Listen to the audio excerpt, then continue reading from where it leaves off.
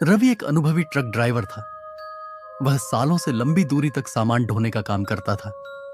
एक रात उसे शहर से एक दूर दराज गांव में माल पहुंचाने का काम मिला। रास्ता लंबा और सुनसान था, लेकिन रवि को ऐसी यात्राओं की आदत थी।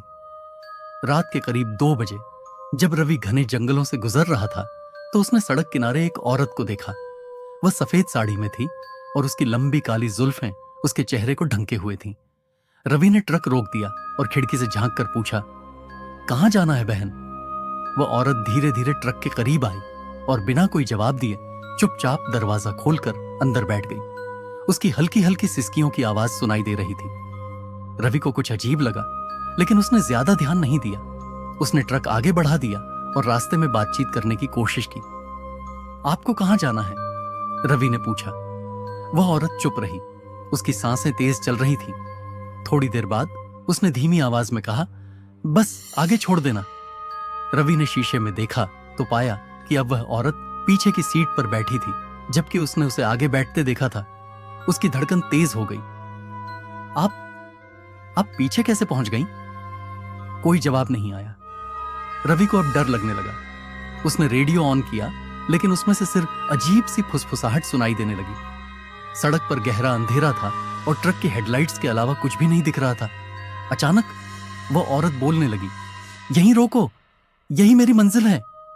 रवि ने ट्रक रोका और जैसे ही उसने औरत की तरफ देखा, वह पूरी तरह से हवा में लटक रही थी।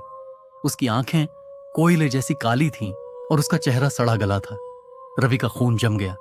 उसके शरीर में हिलने की ताकत भी नहीं बची थी। तुम्हें पता है, इसी रास्ते पर कुछ साल पहले मेरा एक्सीडेंट हुआ था। मैं मदद के लिए चिल्लाई थी, लेकिन कोई रुका नहीं। अब मैं हर रात यहां इंतजार करती हूं। इतना कहते ही वह औरत जोर से चीखी और हवा में गायब हो गई। रवि के होश उड़ चुके थे।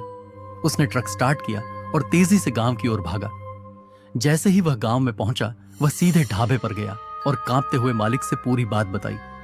ढाबे का मालिक शांत रहा और बोला, तू भी देख आया, हर साल कोई ना कोई ड्राइवर उस औरत को बिठा लेता है, लेकिन जो उसकी बात नहीं मानता वो कभी लौट कर नहीं आता। रवि के हाथ पैर ठंडे पड़ गए। उसने कसम खाई कि अब कभी भी उस रास्ते पर अकेले नहीं जाएगा। रात का सफर खत्म हो चुका था, लेकिन उस भूतिया औरत की चीखें रवि के कानों में हमेशा के लिए बस गई थीं।